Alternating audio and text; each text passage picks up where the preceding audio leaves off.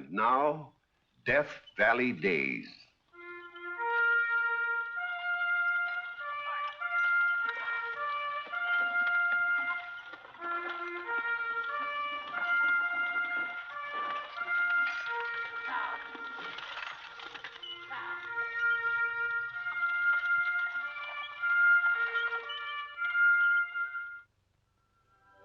Howdy, folks. I'm the old ranger, and I have another interesting true story for you about the historic Death Valley country. The year is 1904. The whole Death Valley region is seething with excitement over some big discoveries in the Funeral Mountains. Prospectors are swarming everywhere, new strikes coming in fast, mines offered for sale. Keen-eyed engineers, representatives of big mining companies are in the field, competing in the scramble to acquire properties. This is the situation at the opening of our story. Lady Engineer.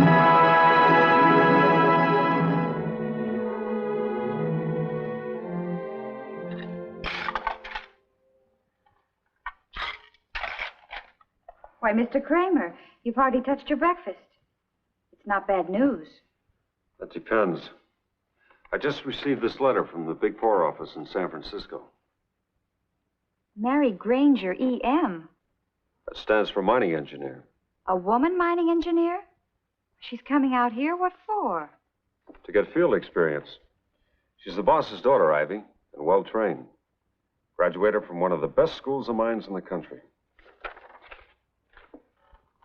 I've known Mary ever since she was a little girl in pigtails. Well, what does she look like now? You'll see for yourself. She's arriving tomorrow. She'll be taking her meals here, I expect.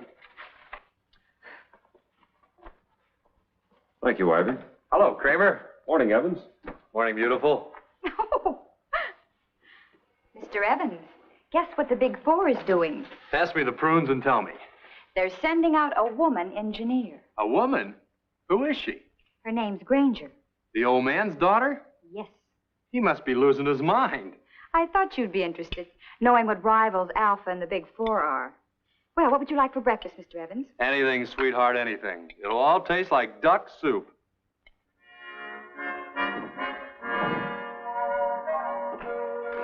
I suppose you've inspected claims.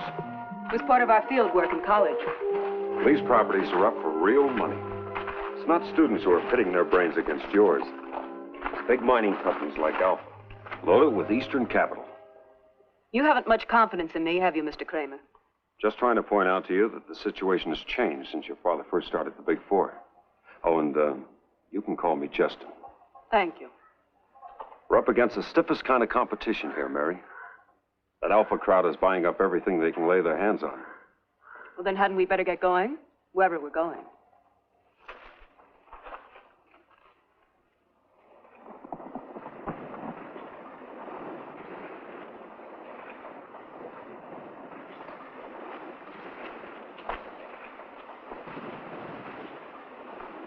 Well, howdy, Mr. Kramer. Hello, Eli. Darn windy, ain't it? Certainly is. Eli, this is Miss Granger. Well, Alva, the colonel's daughter? Yes.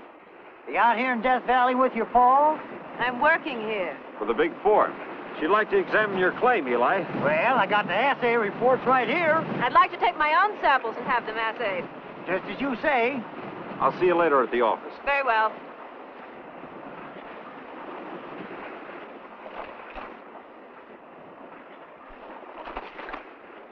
I see you call your claim the world beater. On account of how it is. Richest deposit been uncovered in Death Valley since the Keen Wonder. Worth all... I'll be the judge of that. Chip off the old block, ain't you? I hope so. I remember they used to say played with ore samples as a little girl instead of blocks. I did. And I learned arithmetic by weighing nuggets on gold scales.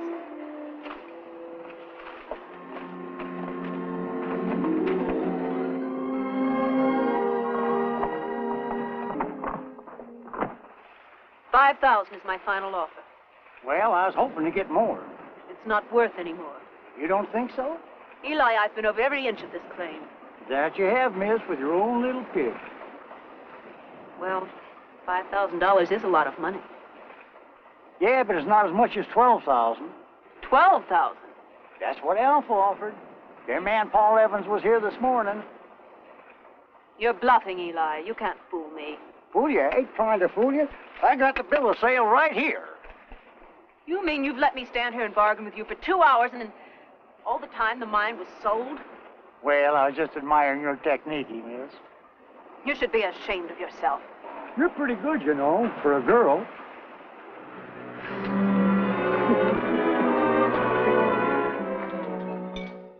And for 2 hours, Eli argued price with her when he already had it sold.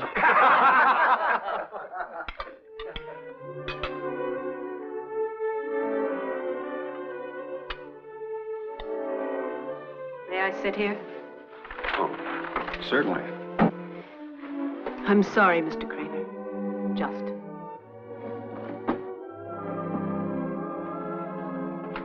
Will you introduce me? The stranger? Mr. Evans. I've been wanting to meet you, but we always manage to miss each other. I'm either too early or you're too late. Will you excuse me? You know, I've heard of sending a boy to market. The Big Four sends a girl. Don't forget, Evans. She's the old man's daughter. And whether you think so or not, she knows her onions.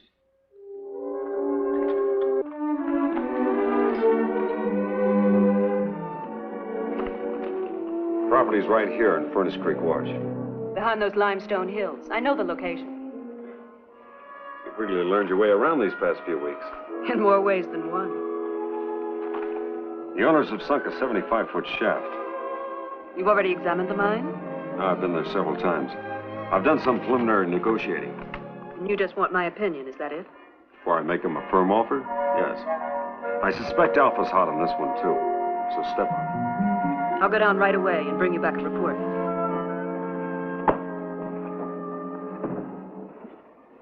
I'm ready to write you fellows out a check right now to bind the bargain. Start writing. Hold on, Tom. You've got that other iron in the fire, don't forget. We can't wait forever on that. Yeah, but Kramer said... Oh, so it's the Big Four. Yeah. They're sending up another engineer today to take a final look. He'll never top Mr. Evans' offer. Just the same, we told him we'd hold off. You say that other engineer's due today? Any time now. That's not Mr. Kramer himself. No, his sidekick. Oh, well. In fairness to everyone, suppose we do this. Let's set a deadline. Say sundown tonight. That's fair enough. It's all right with me. Good. I'll be at your shack at sundown to get your answer. Meanwhile, I'll go on up to the Ruby Lou. It's another claim we're working. I'll wait here for the Big Four engineer. Fine.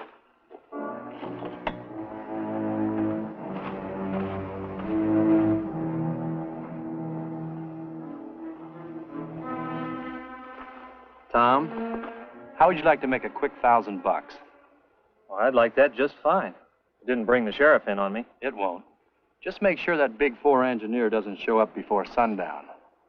I think that can be arranged. And, no need to mention this to your partner. Well, no need at all.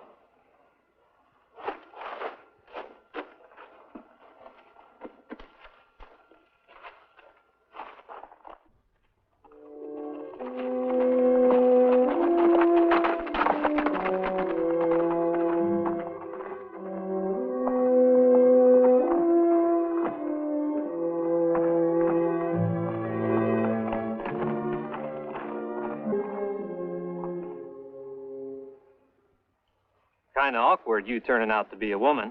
There's no sex in mining, Mr. McKinney. Now, what I mean is the only way we got to getting down the shaft is in the ore bucket. I've ridden in ore buckets all my life. If my partner was here, one of us could go down with you. I prefer to go alone. Yes, ma'am. Careful now. Hold tight. You got your flashlight? Of course. I know what I'm doing, Mr. McKinney. Oh, that's good.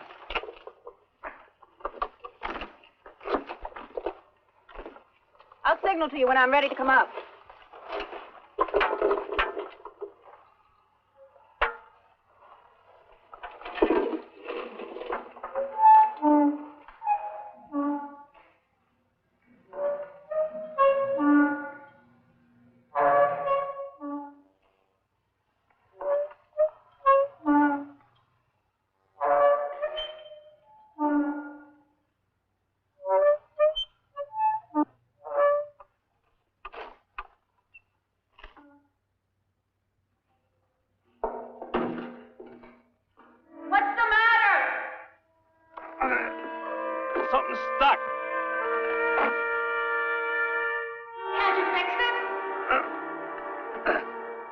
I'm trying to. I'm afraid if I force it, the whole darn thing will give away. Don't do that. There's a big drop below me. Yeah, it's about 50 feet at least. You better hold me up again. Can't pledge a thing either way. I better go fetch my partner. This looks like a job for two. But don't leave me down here. He's only a couple of miles from here. Don't leave me. Stop! Mr. McKinney! You'll be all right. That rope's good and strong.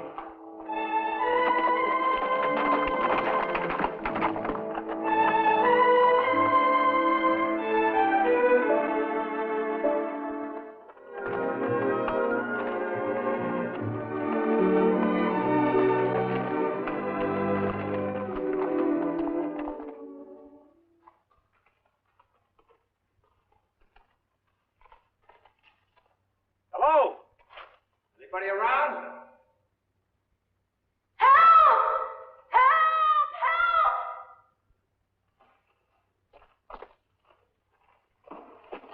Mary, what happened? The windlass got jammed. Tom went to fetch his partner. Oh, Justin, thank heaven you came. You sit tight. Sit tight. What do you think I've been doing for the past 4 hours?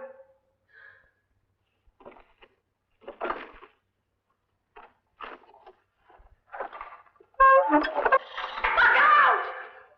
There's nothing wrong with this crank. It works perfectly.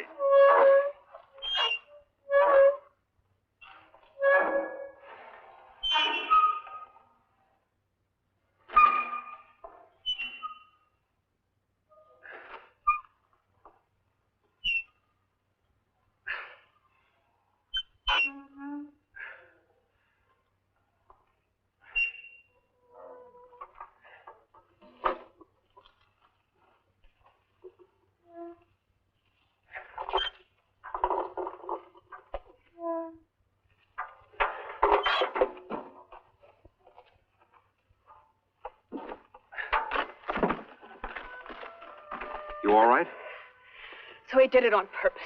I thought there was something awfully queer about this. You didn't pass any of the Alpha crowd on the way over here. No. Justin, you don't believe... I wouldn't put any kind of skullduggery past Paul Evans. Come on, let's get over to Tom and Jerry's shack.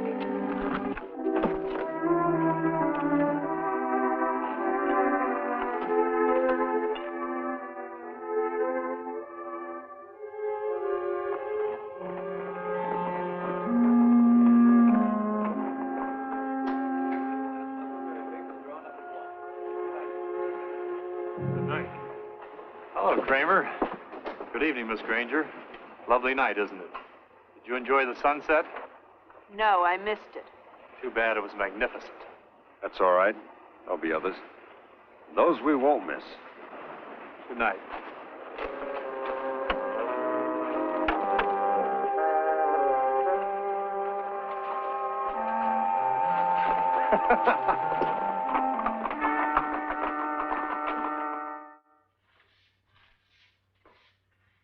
Oh, Miss Granger.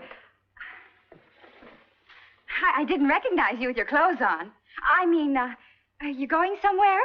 Yes, to San Francisco to visit my family. Oh, well, have a nice time.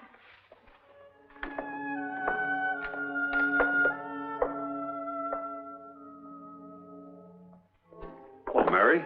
I was just on my way over to see you. Well, you sure look nice. This is awfully short notice, I know, but I'm resigning my job. Because of what happened yesterday? I've been a dead loss to you, Justin. I've failed completely. I've let my father down, too, which makes me feel terrible. Nobody wins all the time, Mary. You gotta expect setbacks. But this is no place for a woman. Well, I won't argue with you there. Then you don't think I'm a quitter. No. If I were in your place, I'd want to go to San Francisco, too. And have the kind of a life a glamorous girl should have.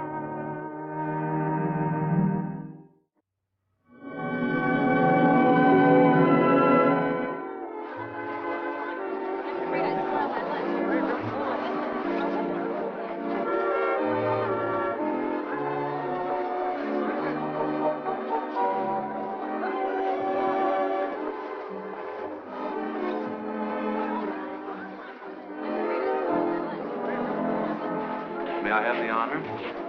Mr. Evans.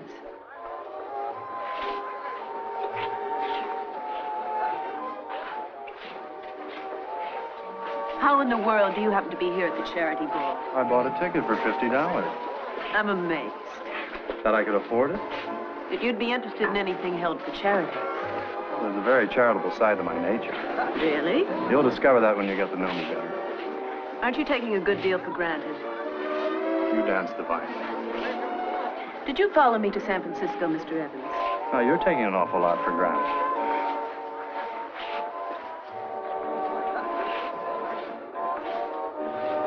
I did see your name in the paper as one of the patronesses for this ball. Well? I admire you more than any girl I've ever met. You have brains and courage, and you're very beautiful. Compliments from the enemy camp. We don't have to be enemies. We can be friends. Don't tell me you'd like a job with the Big Four. Mary, You'd have to ask my father about that. will you listen to me? Only if you don't talk business. When are you coming back to Death Valley? I'm having a wonderful time here, being a butterfly. But you are coming back. I've made no plans. Miss Granger. Please. Thank you.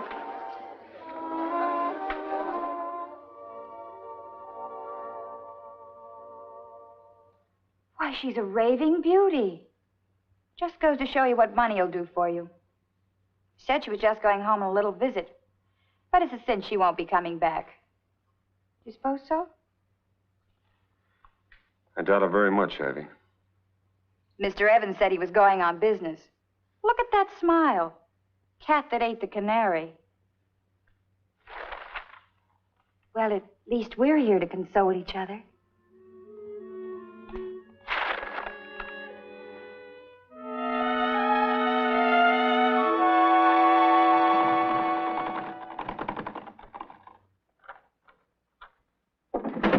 Hey, Smitty, come in here. You called, sir? Mary, Hello, Justin. you've come back. I couldn't stay away.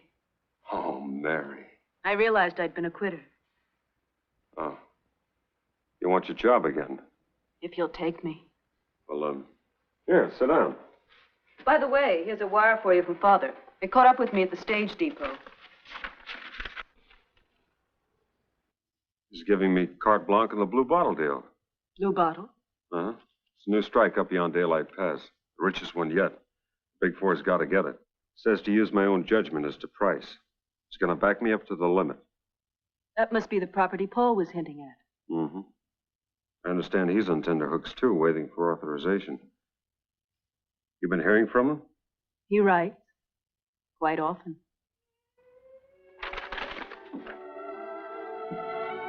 Justin, may I go with you?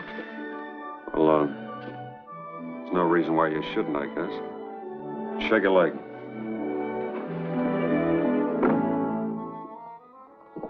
On account of being Sunday, the office in New York was closed, but they've got my wire by now, and I expect an answer right away. You didn't have to make a special trip all the way up here just to tell me that. I don't want any misunderstandings. They'll agree, I'm sure, to $150,000. I hope. In the meantime, you'll sit tight, sell to nobody else. Tain't likely. That's a promise? Sure. Good.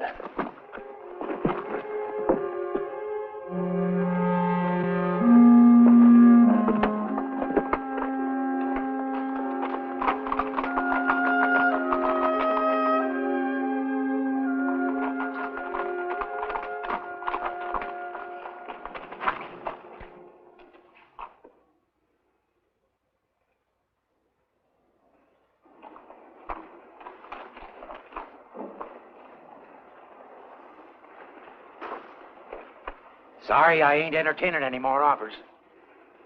You've sold the mine? Good as sold. Just waiting for the final word. Alpha. I'm naming no names, but they're paying me a handsome price.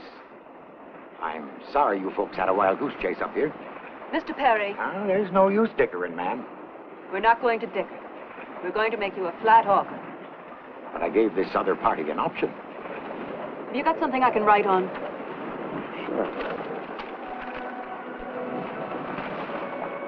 Mr. Perry, I'm going to write a figure on the back of this envelope. If it's higher than the price that Alpha has offered, will you take it? Who said anything about Alpha? If it tops their price, do we get the mine? Ain't likely you'll top it.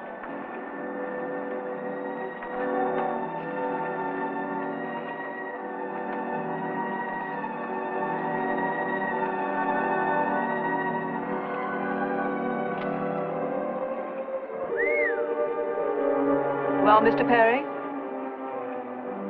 Well, I reckon... that is... Sure.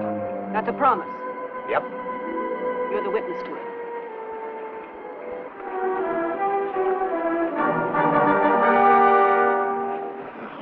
$199,999. How did you ever come to set a price like that? I like writing nines. Hey, what kind of a deal is this? It's on the level, Perry. This lady's the old man's daughter. No. By Harry, ma'am, you own it.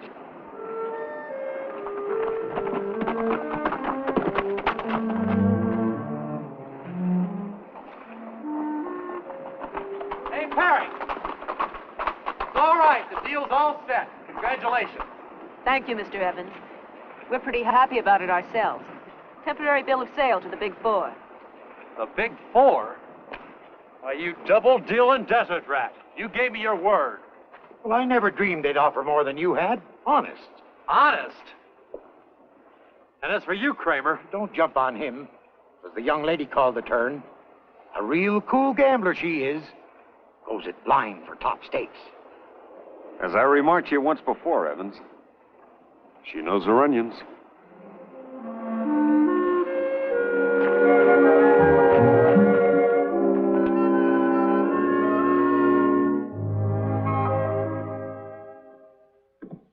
Paul? You wanted to talk to me? Yes. I don't blame you for being sore at me. Perry, I'm sore at. To you, I take off my hat. That's very charitable of you.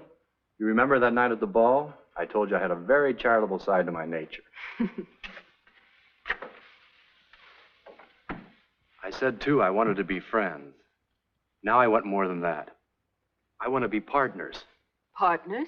We'd make a great combination, Mary. Together we could lick the world, Evans and Granger.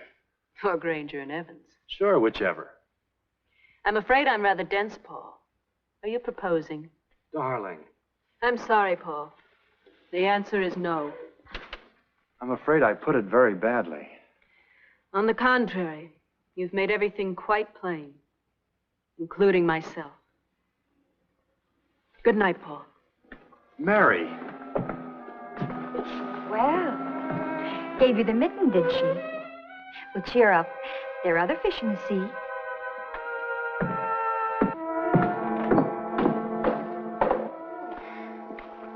You're resigning again. Yes, for good this time. Why? Why in the name of good sense when you've just pulled off a coup any man would be proud of? You wouldn't understand. Look, you wanted to prove yourself as a mining engineer. Well, you have. Mary Granger, E.M.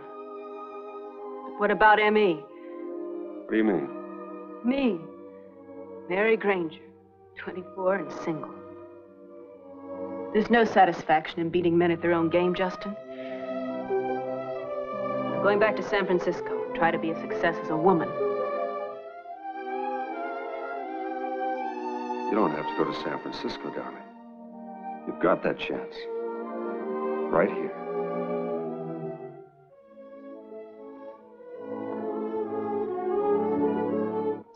And that's the true story of the first woman mining engineer in Death Valley.